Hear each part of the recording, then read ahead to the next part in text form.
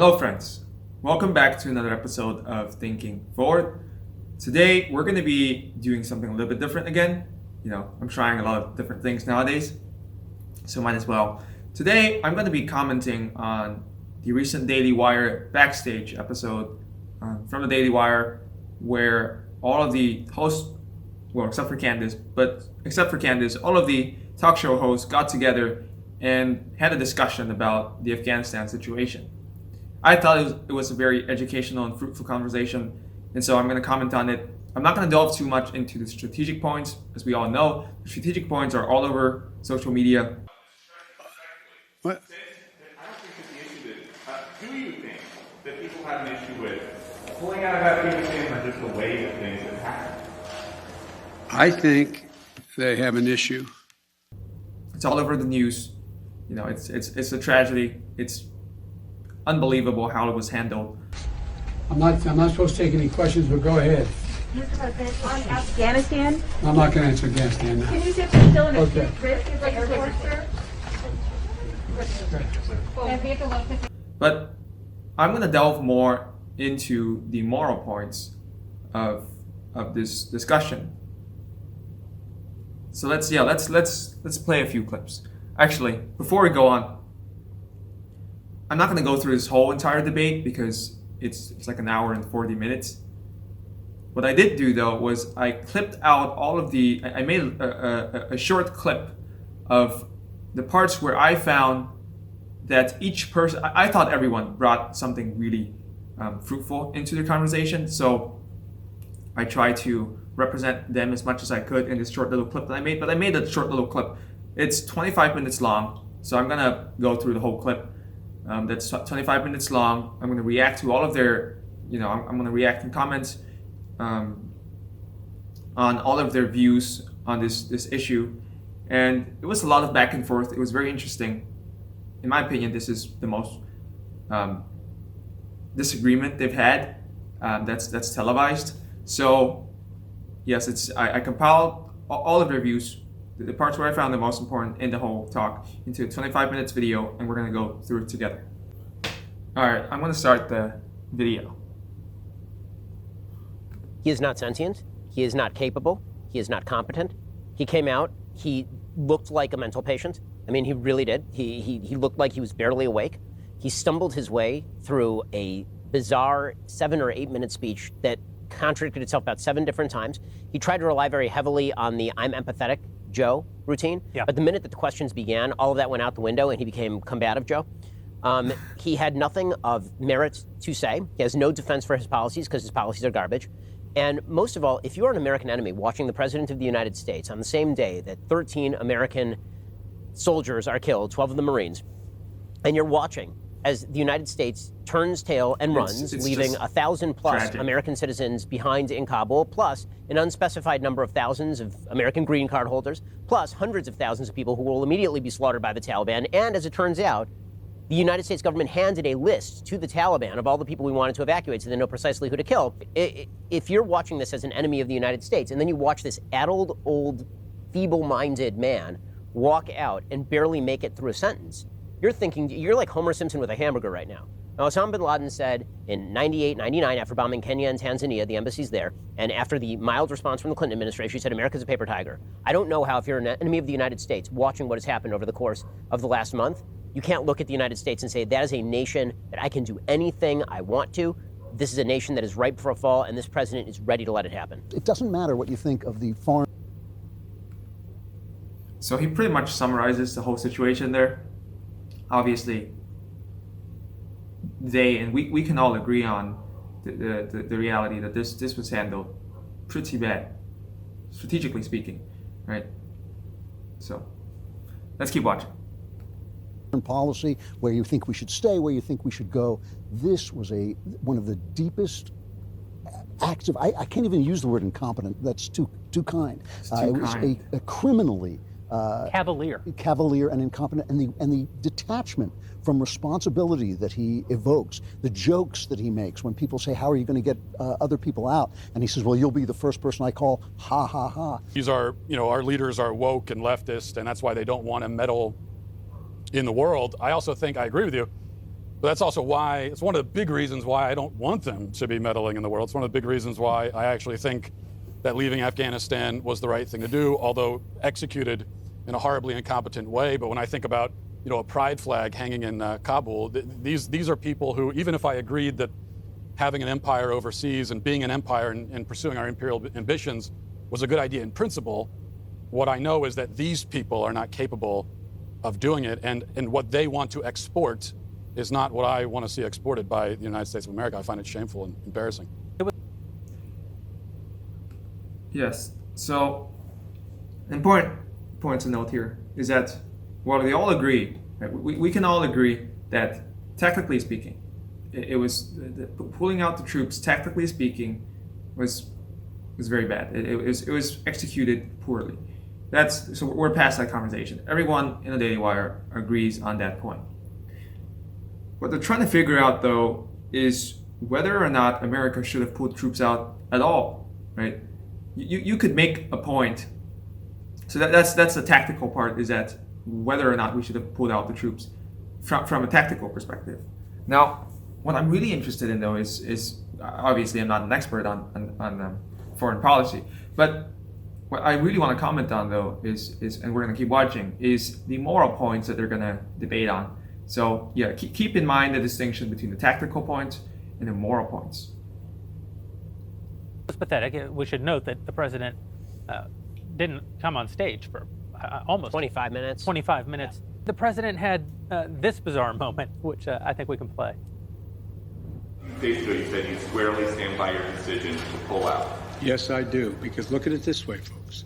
And I have another meeting for real. For the president real. had another meeting. For real. For real. He's not lying this time. No. It's not like all the other times when he says that he's lying, but this time. When I look at the failures here, I think there's 3 levels of failure. I think that most of us in the room will agree on 2 of them, and we'll probably disagree on the 3rd. The first level of failure is the tactical. I think it is impossible to disagree that the tactical failure here is epic and immense. And the fact here is that every single person in the know knows you do not evacuate the troops before you evacuate the citizenry. You cannot do that. That is idiotic. That is defund the police, except on a global scale. Right? That's leaving the place to the criminals. You don't give up the airbase before the airlift. Right, you don't evacuate Bagram Air Base and restrict yourself to Kabul International Airport, which is 1 runway with no actual buffer zone. Like, you have to be a complete and utter ass to do this. Then there's the moral failure. When you make promises to people and then you botch the promises, no ally in the future has any business trusting us. I do not know why our allies would trust us. I don't know why, if you make promises to people, we screwed the Kurds, we've screwed the people of Hong Kong, we've screwed the people of Afghanistan. Vietnam. We've screwed the people of Vietnam. Like, how many more people can we screw before all of our allies start to look at us and say, you know what, I think I'm going to triangulate a little bit here and see what I can get out of Russia and China. And then on the same moral level, Joe Biden keeps saying that we went there to stop Al-Qaeda and prevent this from becoming a terror haven. More points. I've noticed a few terrorists in Kabul lately. I don't know about you guys, but I've noticed like a few, like the Haqqani network that's actually running security in Kabul, which is Al-Qaeda, and ISIS, which is there, and the Taliban, who, like, last time we trusted the Taliban to stop terror, it ended with a couple of buildings falling down in New York, you may recall. I would have to, I agree with most of what you said. So, yes, I'm gonna make a quick note here, is that in this whole discussion, right, we have Jeremy Boring, Ben Shapiro, Andrew Klavan, Michael Knowles, and Matt Walsh.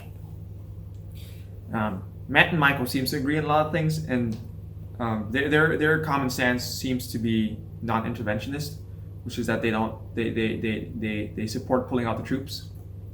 Andrew is kind of the middle ground, and then Ben and Jeremy are more interventionist, although they might not use the word interventionist, but they're definitely more they're definitely more imperialist or less isolationist. Less isolationist, you could say that. But when it comes to the Afghan army, and this is really almost irrelevant to what happened today, because as you point out, I mean, this is just a total tactical failure in terms of getting people out. And I mean, the fact that we have our troops there facilitating the evacuation of just masses of Afghans, many of them citizens, and we don't know if they helped us or not. I mean, it's hard to believe that they're all interpreters or whatever. So there's just no plan in place, which is disgraceful and insane. But as far as the Afghan army goes, I mean, I understand the point that the air support was taken away. I mean, the Taliban didn't have any air support. what we're told anyway is that the Afghan troops outnumbered the Taliban by 3 to 1. They supposedly had 300,000 strong versus less than 100,000. Probably a false figure, by the way. I can understand when they're training to have the air support, they don't have it. That's a huge disadvantage that they have to accommodate. But you would think that as a military defending your nation, you would try to accommodate it rather than just give up in 2 days, which is exactly what they seem to do. I don't think we could put all the blame on the Afghan army like Joe Biden wants to do, but to absolve them of all blame, I think isn't fair. When you are gone, it is only a matter of time before the long-term power dynamics of Iran on our border, of Pakistan on our border, there's no question where this goes once you're gone. And if you're not going to be the power center, the people who are going to be the power center are people who will chop our heads off and rape our daughters. Like, you can't leave us in a position of a power vacuum that we cannot ourselves fill. Which brings us to the sort of geostrategic point, which is where I think the real conversation lies, which is what were we doing there? And I think there are points of agreement here too. So on the geostrategic point, I feel like there's places where we're all going to agree here too. And that is, number one, it's not the job of the United States to build democracies out of places that are not right for democracy. Like, I think we're all on the same page there. And I think that if you are going to seek to build regime stability, that is a very, very long-term process. I mean, we currently have 26,000 troops in South Korea still, and were we to pull our troops, that country would immediately be under threat from North Korea and China sponsoring it. We still have some 34,000 troops, 32,000 troops in Japan. So an important point pointed out by Jeremy here, which I don't remember if I put in this video or in my compilation, but that's in all of the places where we won the war, we still have troop presence there. So like he pointed out, South Korea, Japan, Italy. But in places where we suffer humiliating defeat, there's no longer any troops there. So just a quick point. We'll have some 10,000 troops in Italy so that we can have air power over northern Africa. In fact, by the time we left Afghanistan, the number of troops that we had on the ground officially was 2,500. That ranked at number 9 in places on Earth where we had troops. So the question is, what exactly were we there for? And if the answer, which I think we all agree, was to kill terrorists and make sure this doesn't become another haven for terrorists, then the question becomes, so what was the dramatic urgency in pulling out, considering that we had been experiencing year on year fewer than 20 combat casualties and 0 since February of 2020? Well, I think the question of why we were there, we all might agree on why we would like to have been there or why what we wish the reason were. But I don't think that America was clear on that, because the argument that we were given in the early days of that war was we're going in there to kill Osama bin Laden and the people who were harboring the terrorists that took down the towers.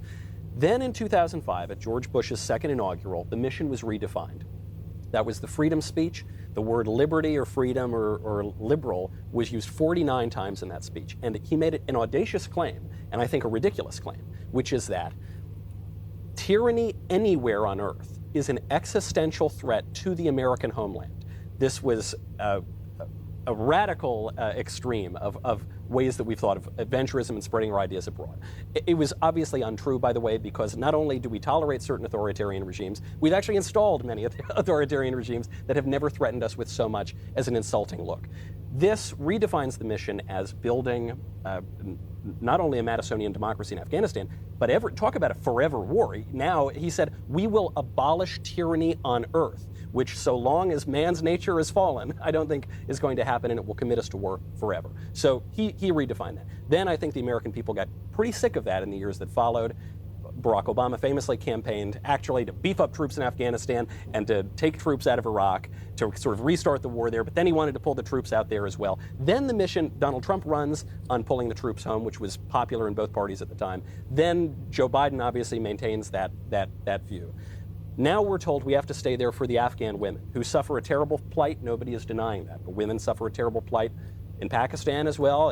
This is not fair. Saying that women suffer in other parts of the world is true enough. The women suffering today in Afghanistan are suffering specifically because of an action that we've taken. I agree with the political failures of our leadership class and of the media in redefining the mission. I mean, again, I think we all mainly agree on the idea that we didn't go into Afghanistan to create a thriving democracy and originally to protect women. That was a good byproduct of the fact that wherever the United States boots steps, things tend to get better. But that wasn't the original mission. We didn't go in there because we were going to free women. We freed women as a consequence of going in there, right? So, and as Joe Biden correctly but oddly in non sequitur fashion pointed out, if the attack had been launched from Yemen, we wouldn't have been in Afghanistan freeing women. Right. Of course, that's true.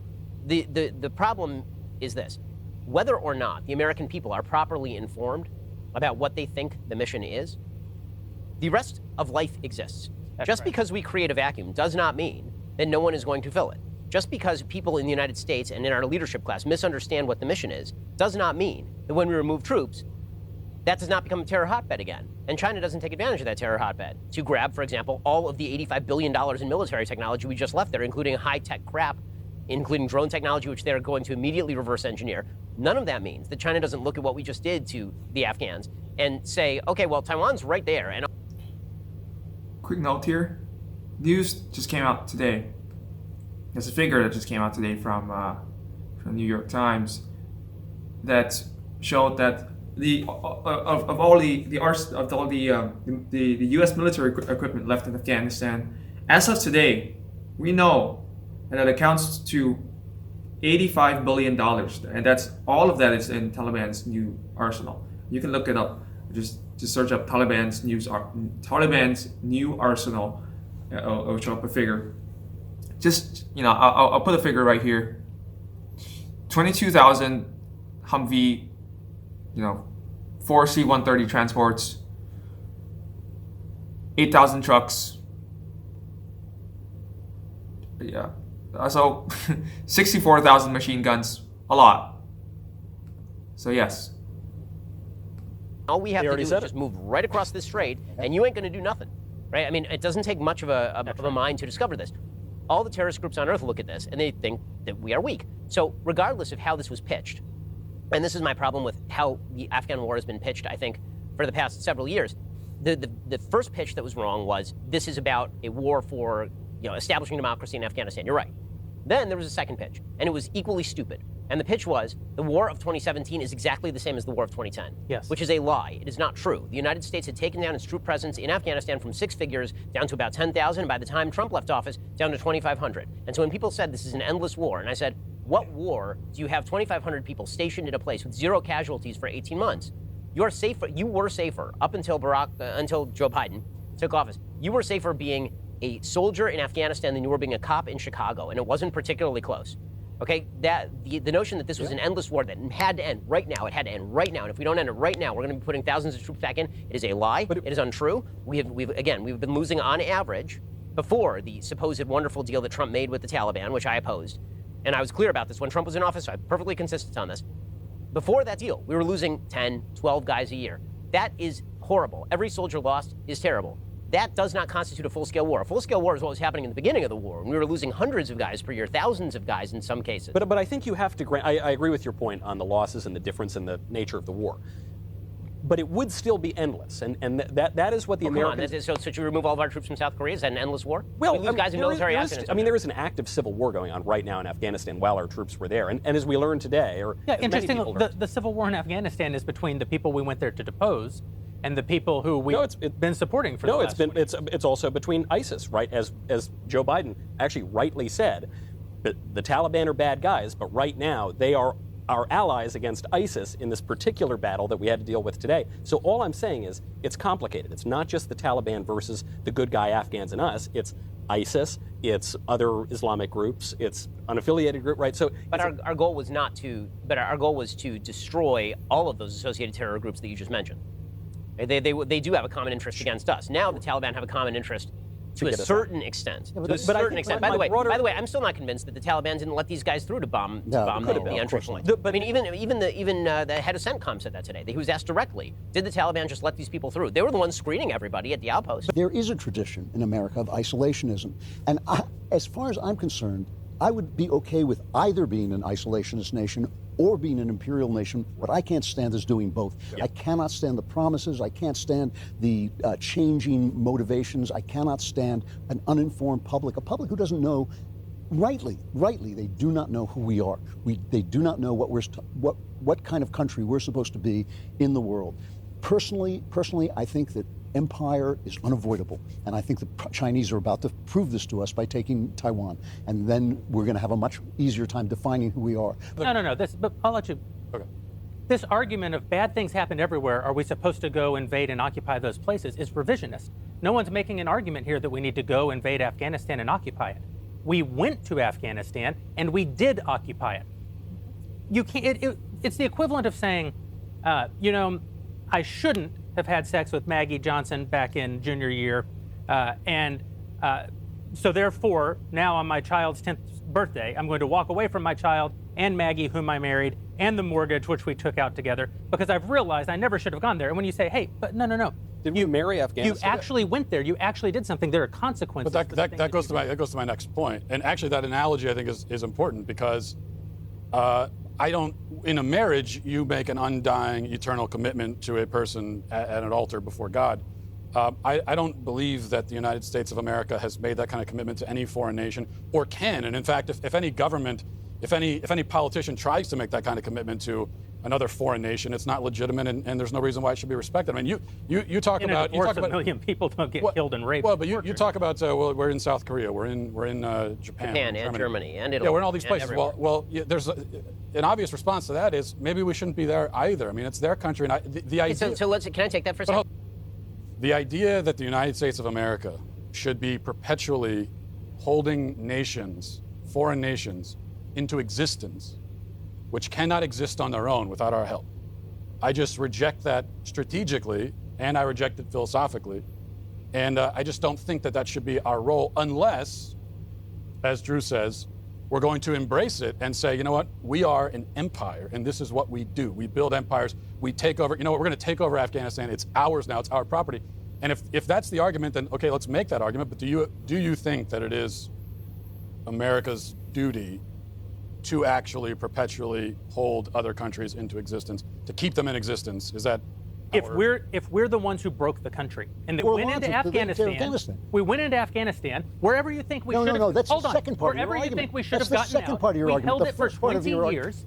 We held it for 20 years, Yeah. and now in leaving, we are the cause of the terrible things that are happening there right now. I don't agree with this at all. I didn't know. This is a legitimate question. We're not responsible for what's happening right now? So there are a few things that I think we're also conflating. One is the morality of the situation, whether we owe it to the people of Afghanistan to stay there forever because they're the people of Afghanistan and they came to rely upon us. And I think there's an argument to say that the answer is no, not in perpetuity. We're still America. We have our own interests. Then there's the question that I actually want to ask, which is, why is it in our interest to turn this back over to the Taliban, have it be a terrorist hotbed, incentivize China to go and get all the rare earths minerals, incentivize China to invade Taiwan? And why is all of that worth it to take 2,500 troops out of a position where no one was dying? That's the thing nobody seems to be able to answer. I think we're not talking about 100,000 troops there. We're not talking about tens of thousands. So Joe Biden's excuse for this is that if we didn't, then tomorrow there'd be a vast wall of Taliban fighters coming over that wall. There is zero evidence of this. None. Okay, we'd had a stasis situation in Afghanistan effectively since 2014. You better have a damned compelling reason for pulling out 2,500 troops from a place where they are the lid and they're the cork in the bottle, especially when that is now going to subject 19 million women to rape.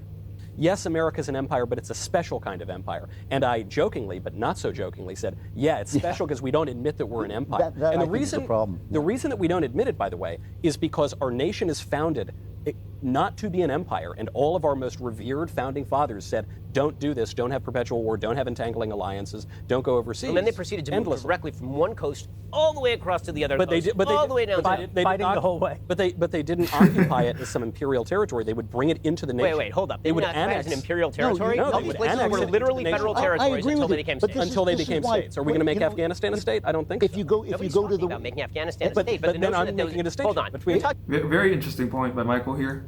Michael thinks that it's less imperialistic to make a country a nation than to occupy it for, in perpetuity. Empire and so wait. So you're saying that it is not imperialistic? You're saying it's less imperialistic to make a thing a state? Yes, by definition, because it becomes a nation.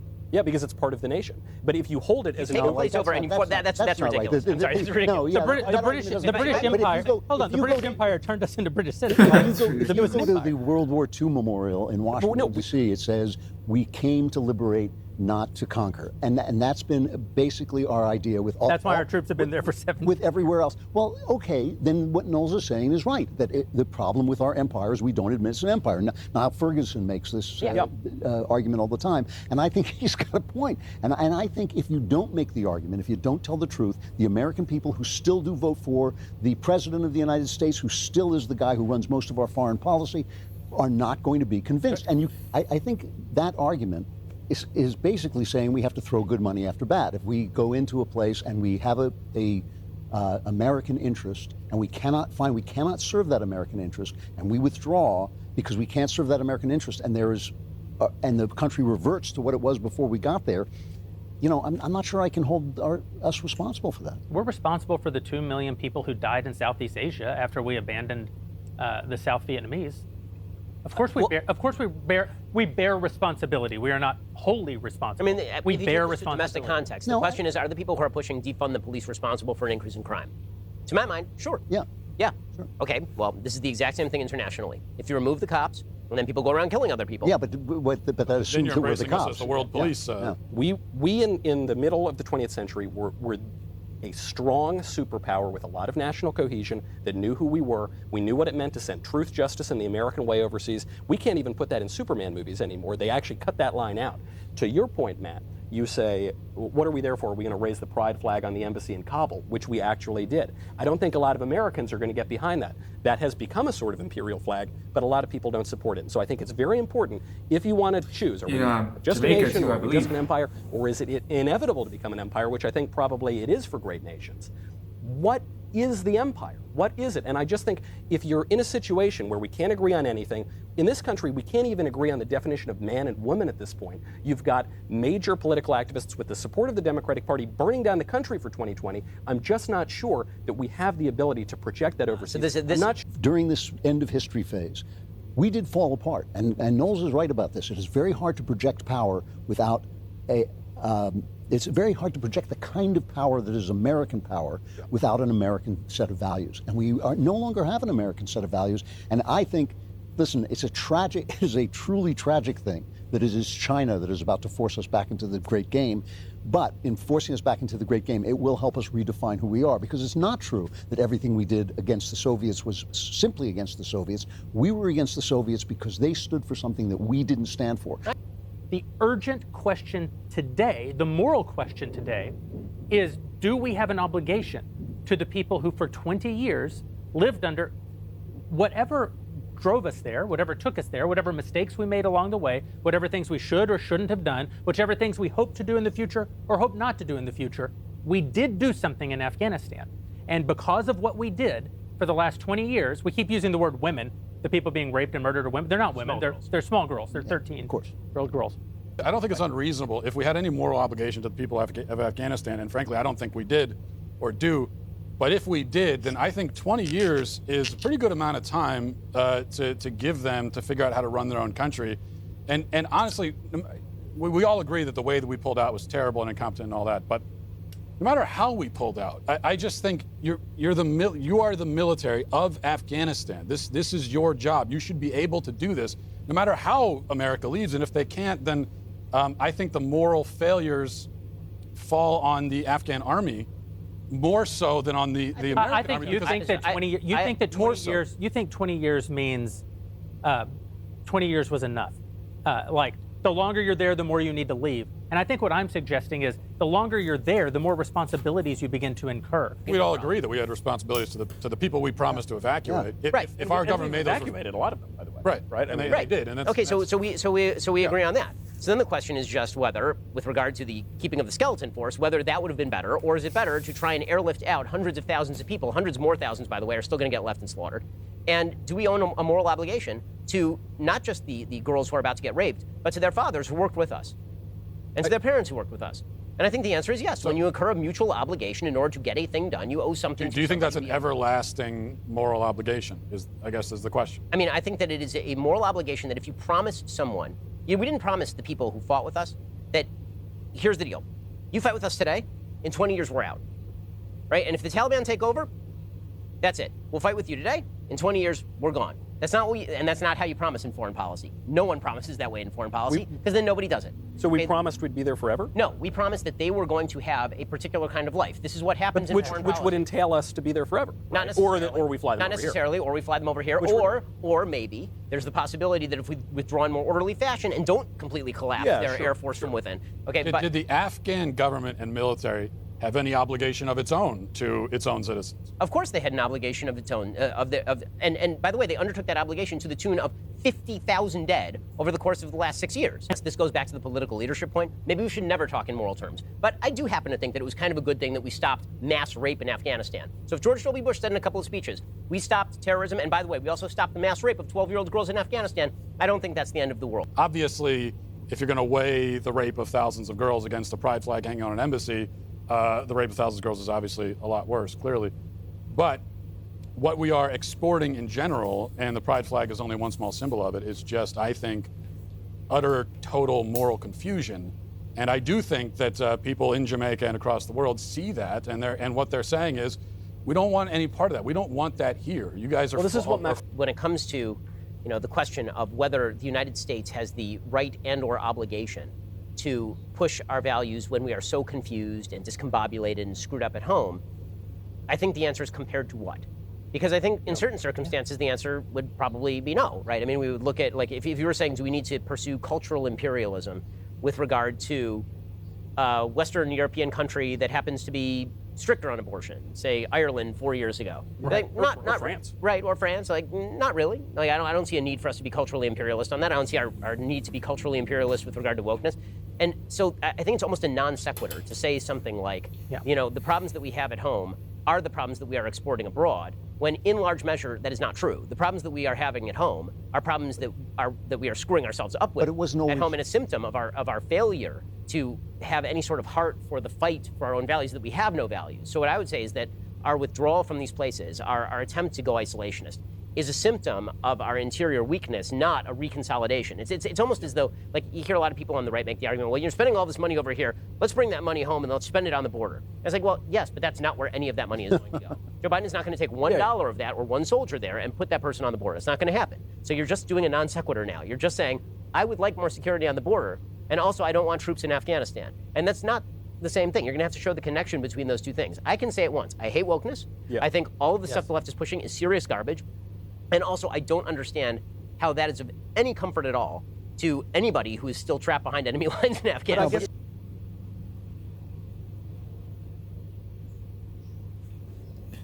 Yeah, so that's the video. A lot of important points are hit there. From that video, I actually think, and perhaps they don't realize it, but I actually think that there's a lot of agreement, and there's a lot of thoughts that apparently on an apparent level seems to be in disagreements. But I actually think that a lot of them can be reconciled, even from the Matt Walsh and Michael Noah's perspectives to the Jeremy Boring and Ben Shapiro and Andrew's perspective. That really does look a lot like me. Right. So one of the first things I want to talk about is the extent of moral obligation that the United States as a country has to a foreign nation, to a foreign nation. And so that, because this is a thinking forward episode, I'm going to use the Bible, because why not? It's like the best book in the world. And see what insights we can gather from there. And so, in the extent of moral responsibility, right? When I look at this situation, the first thing that this reminds me of is an event that happened in the book of Joshua, in Joshua 9, and I'm going to put a text of everything that I read up here, just so that, because I've been told that it's going to be easier for viewers to follow. So in Joshua 9, we have the event that the Gibeonites saved themselves by trickery. And what did they do?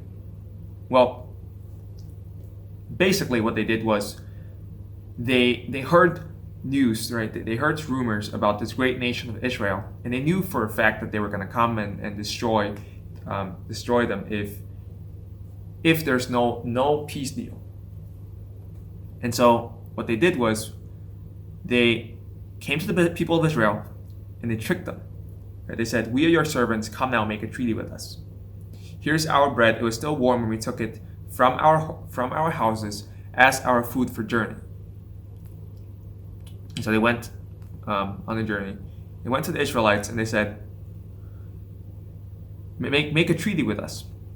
But the leaders and Joshua, the leaders of the Israelite community, did not know that they were neighbors among them, because if they knew that, perhaps they wouldn't have made the covenant, right? They were supposed to destroy them for their ways of living, like they destroyed the Amorites, the Heshbonites, King Og of Bashan.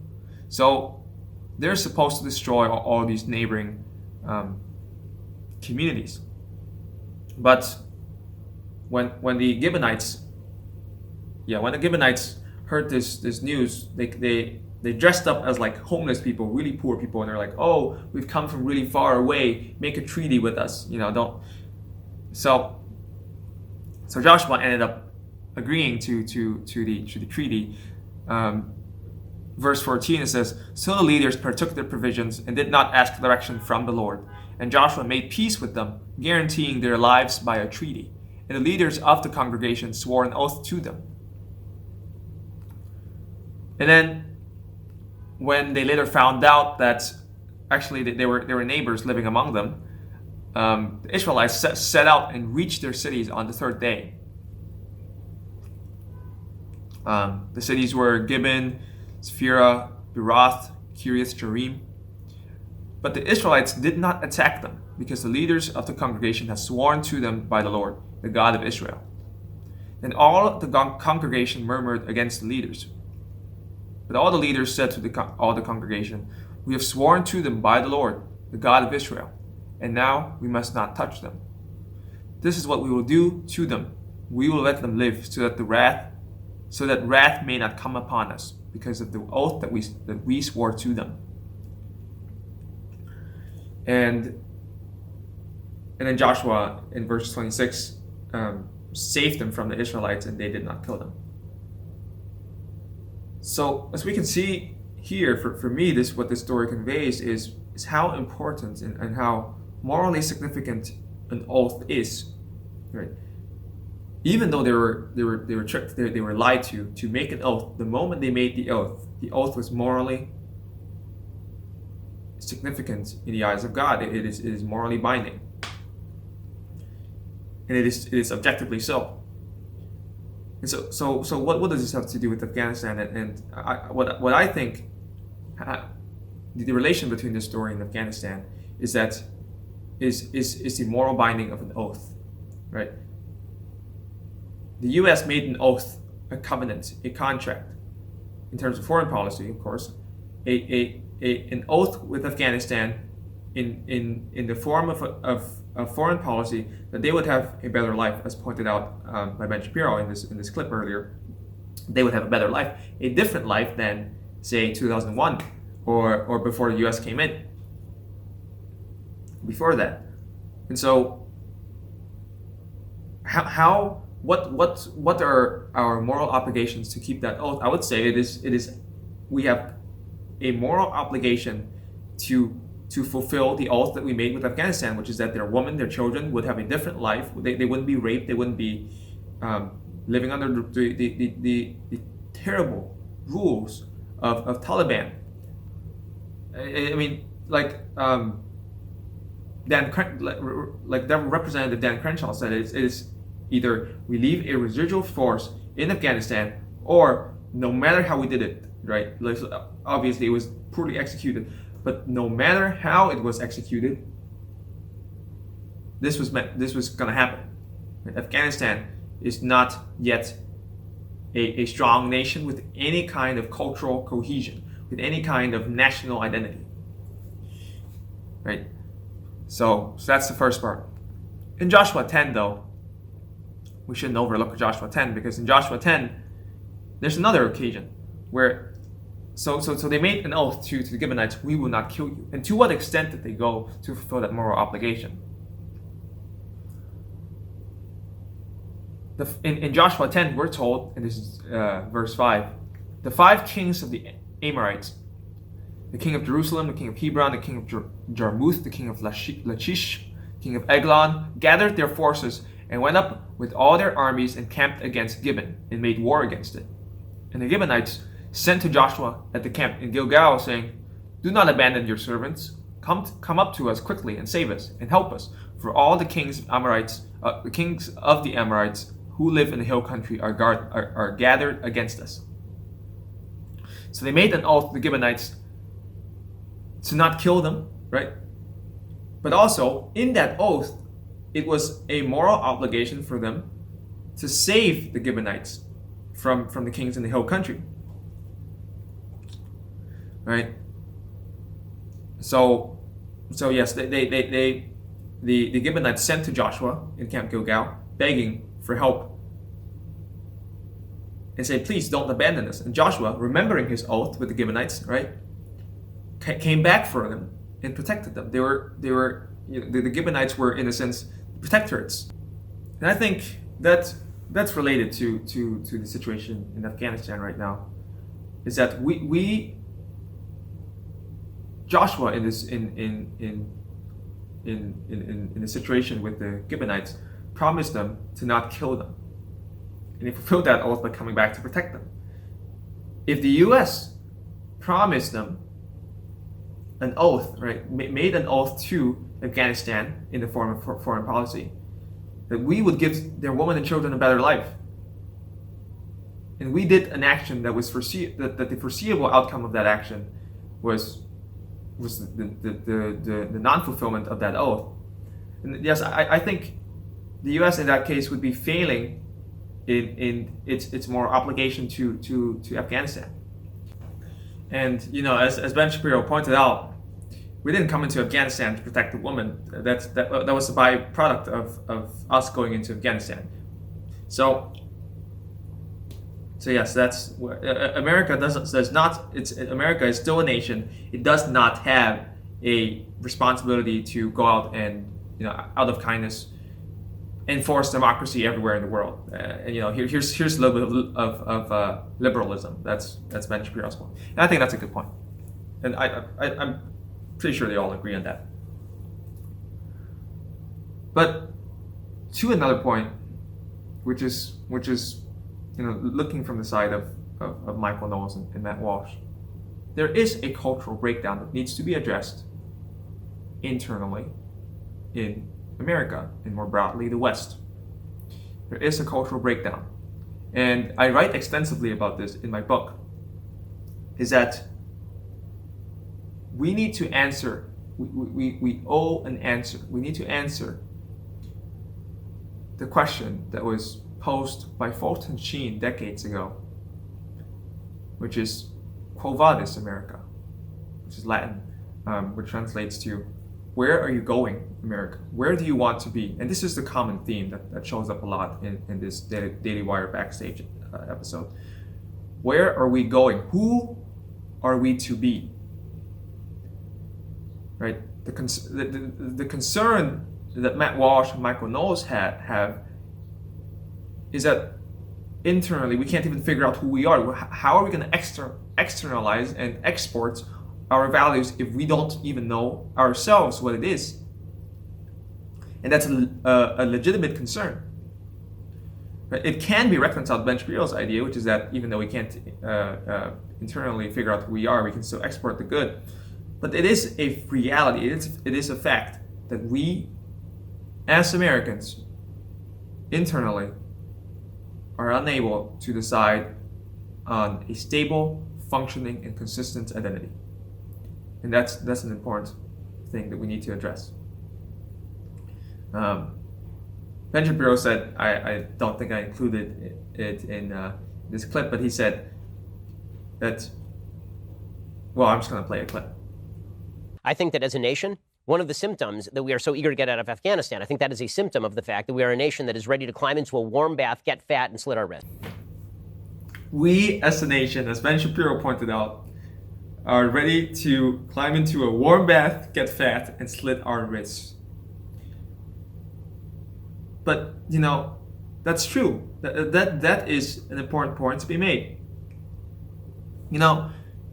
It is, and he makes the case for the American identity and why it needs to be more clear. But what I want to point you to is this section in Deuteronomy, right?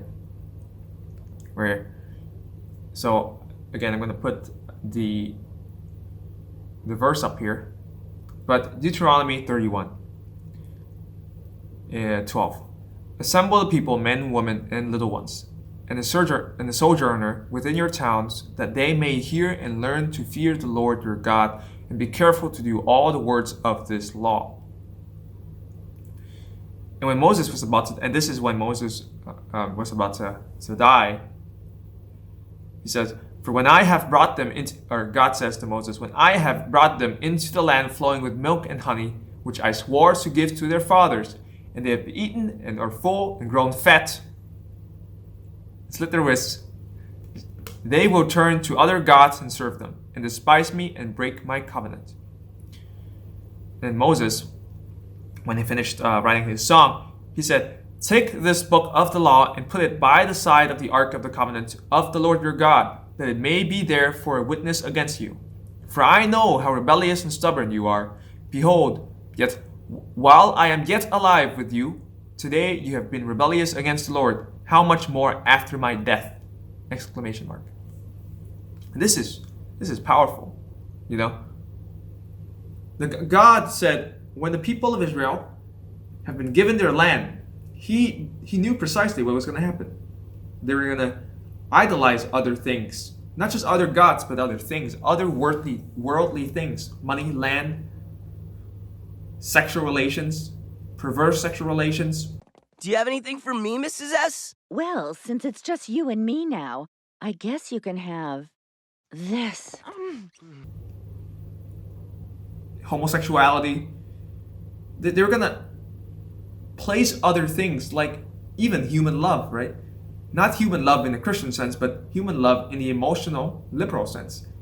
Just human emotions. I love this person so much. When they actually, what all they mean is that this person and I have really good sex, and we want to do that forever. That's just all that it means. It's just this human emotion. It's not true love in the Christian sense. And in Deuteronomy 32, we're told, ascribe greatness to our God, the rock, his work is perfect. This is in the Song of Moses. You waxed fat, you grew thick, and you became sleek. Then he forsook God who made him, and scoffed at the rock of his salvation. You're unmindful of the rock that begot you, and you forgot the God who gave you birth. Right? Moses, when he was about to die, knew that when humans reach this point of comfort and when they're no longer in struggling for the basic necessities of life, they would grow fat, thick, sleek, and forget about God. It's all about me, worldly things now. And so America, if we're going to survive as a republic and not to be like the Roman or the Byzantine or the Ottoman Empire, it needs to do something different, right? The Roman Republic collapsed and formed into the Roman Empire, and one of the biggest reasons was the protests that caused it, right? For the poor, for all these things, and perhaps of good intentions, but it eventually led to the collapse of the Roman Republic and into the Roman Empire. So if the United States is to be the hegemon, right? Is to be, if it wants to survive, it needs to do something different. It needs to answer Fulton Sheen's question, which is, Quo Vadis, America? America, where are you going?